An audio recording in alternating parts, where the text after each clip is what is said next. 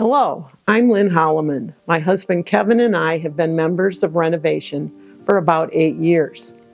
Philippians 4 has always been a favorite passage, and in particular, Philippians 4 through 7.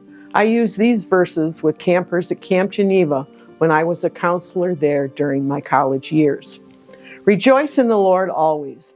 I will say it again, rejoice. Let your gentleness be evident to all. The Lord is near. Do not be anxious about anything, but in everything, by prayer and petition, with thanksgiving, present your requests to God. And the peace of God, which transcends all understanding, will guard your heart in Christ Jesus. Every week on Thursday, I would travel to Zealand to visit my 98-year-old mother, who was in the last stages of her life. On Wednesday, the day before I was to visit, I was asked to share some favorite life verses.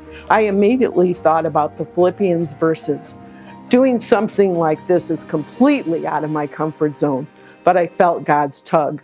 I also thought I could share this with my mom, as I knew she'd enjoy helping me, being a retired English teacher. Unbeknownst to me, these verses were not only a favorite of mine, but also of my mom, and one she had recently memorized. That was a God-wink moment. We cried, shared, and prayed, thankful for this very special time together. Many things stand out in this passage. We need to rejoice in the Lord always. It's not always easy, but we need to choose to rejoice.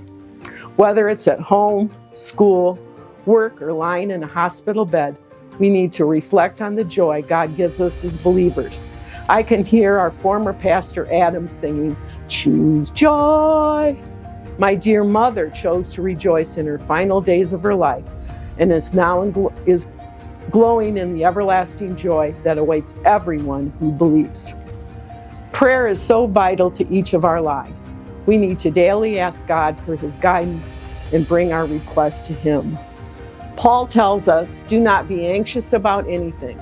That makes me think of the Sunday school song I learned so long ago. Why worry when you can pray? Whatever circumstances we are in, we need to fix our eyes on Jesus and pray, and then we will have the peace which passes all understanding.